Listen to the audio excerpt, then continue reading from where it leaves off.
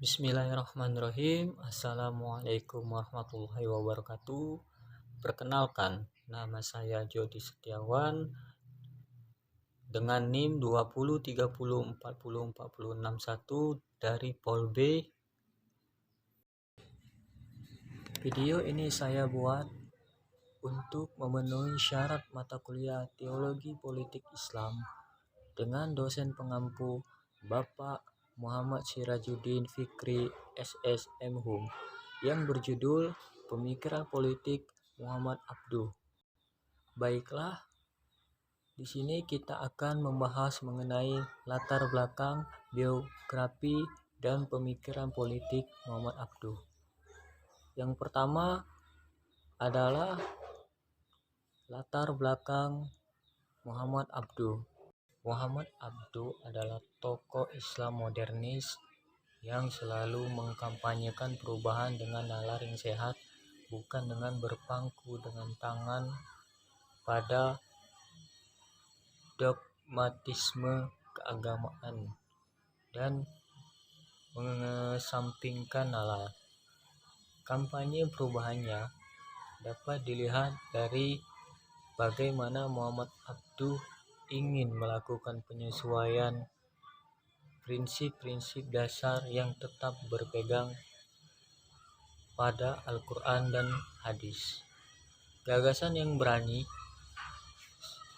menjadi ciri khas Muhammad Abduh dalam setiap pidato dan tulisannya, sehingga kritik sana-sini dari ulama konservatif tradisional.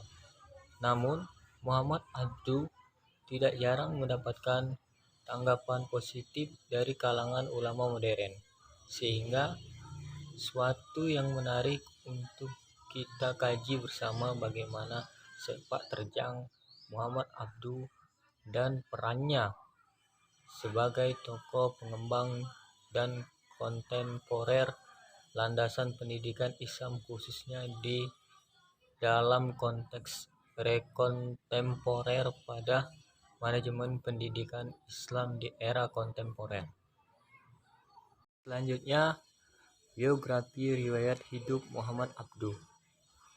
Nama lengkapnya Syekh Muhammad Abduh, lahir pada 1849 Masehi atau 1244 Hijriah di sebuah desa di Mesir Hilir. Bapaknya bernama Abduh Hasan Khairullah, berasal dari Turki yang telah lama tinggal di Mesir. Ibunya menurut riwayat berasal dari Arab yang silsilahnya meningkat sampai ke suku Umar ibnu al-Khattab. Pendidikan dasar Abduh ditangani langsung oleh ayahnya. Ia belajar membaca dan menulis serta ilmu-ilmu keislaman. Selama 2 tahun ia berhasil menghafal Al-Quran dengan sempurna. Lalu dikirim ayahnya ke Madrasah Al-Ahmadi di Tantah untuk belajar ilmu agama.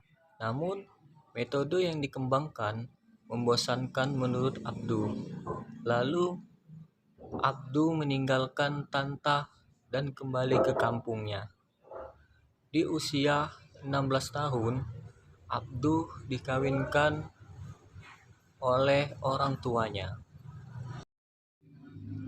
Selanjutnya, Abduh diperintahkan ayahnya untuk pergi kembali ke Tantah untuk belajar kembali di sana. Namun Abduh tidak pergi ke sana dan malah berangkat ke sebuah desa yang bernama Kanisa Urin.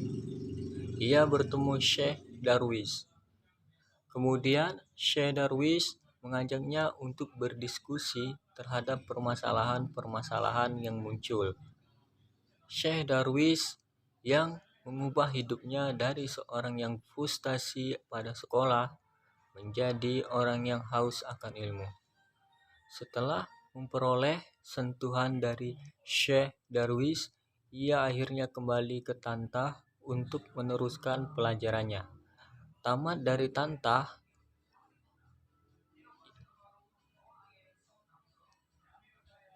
Barulah ia masuk Universitas Al-Azhar, Kairo pada tahun 1866. Ia belajar filsafat dan menjadi murid setia Sayyid Jamaluddin, lalu lulus pada tahun 1877 di Al-Azhar. Kemudian mengajar di Dar al-Ulum. Muhammad Abduh juga terlibat aktif di gerakan politik dan meninggal pada 11 Juli 1905. Selanjutnya kita akan mengenal ide pokok pemikiran Muhammad Abduh.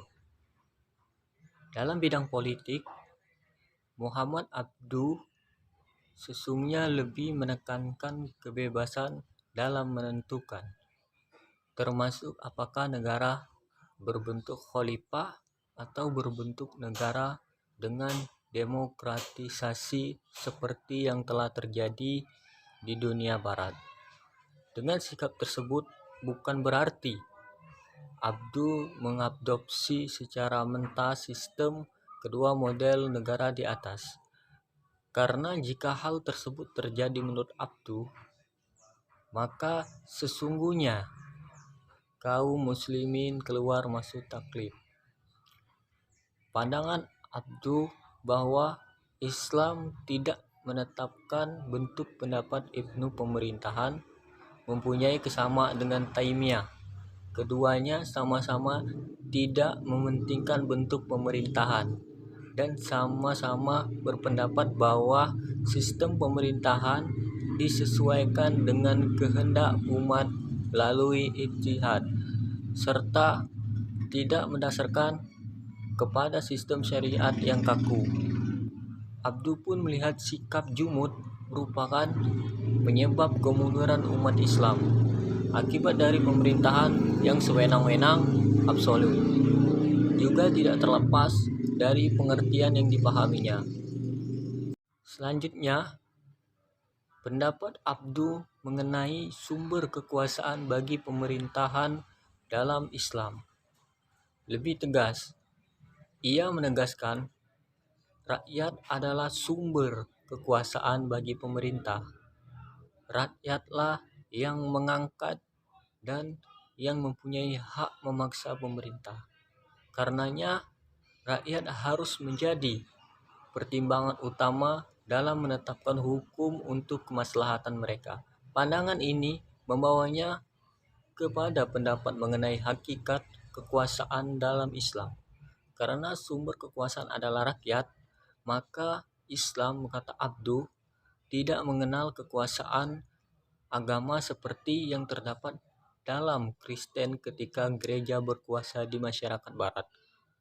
Islam tidak memberi kekuasaan kepada seorang pun selain kepada Allah dan Rasul-Nya.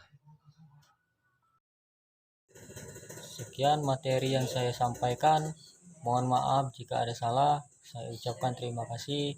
Assalamualaikum warahmatullahi wabarakatuh.